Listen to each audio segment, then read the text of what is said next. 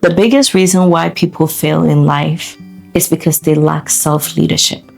The ability to govern yourself, manage yourself, and move yourself at a pace that is consistent to your growth journey. And there are 3 phases of this self-leadership. The first one is an internal self-leadership. This talks about managing your feelings, your emotions, your thought patterns, the way that your brain processes things, the information that your brain gives you, and the flexibility you have around your feelings and your emotions to help you govern how to navigate those thoughts.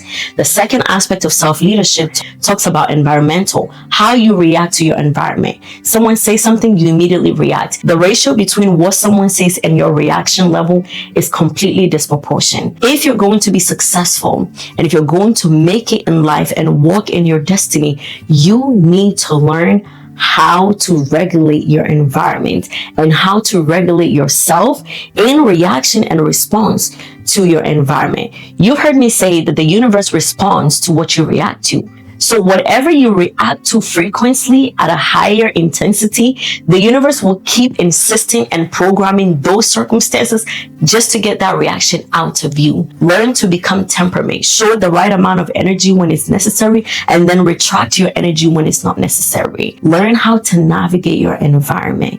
If you're going to become, you will have to learn how to self-regulate.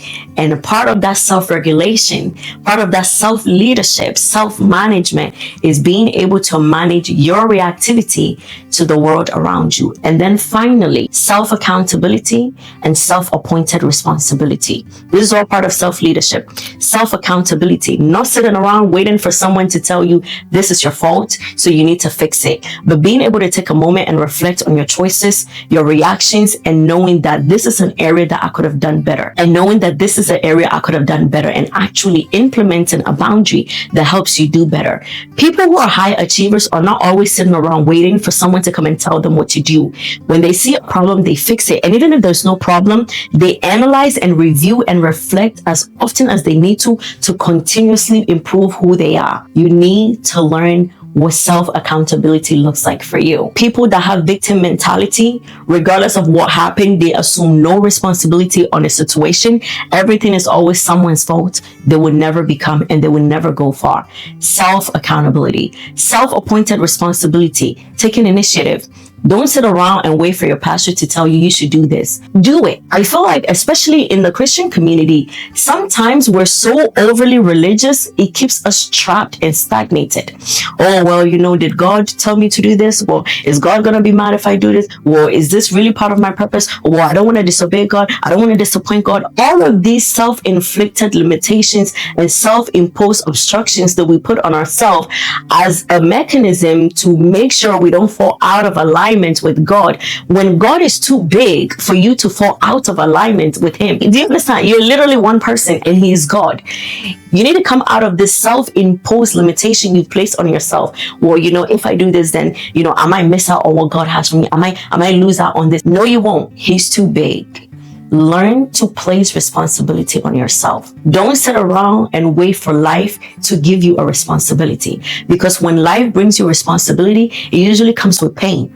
It comes with grief. It comes with loss. When life is the one teaching you responsibility, you don't have the flexibility to choose what it gives you. It'll just spit out anything. But when you learn to assume responsibility, you limit the frequency of which you can be disappointed.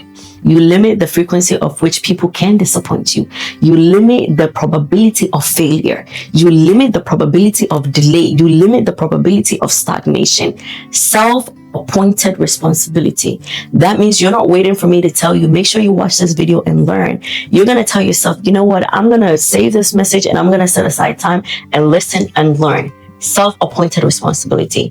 People who don't master internal leadership, environmental or external leadership, self-accountability and self-appointed responsibility leadership, they will never succeed in life.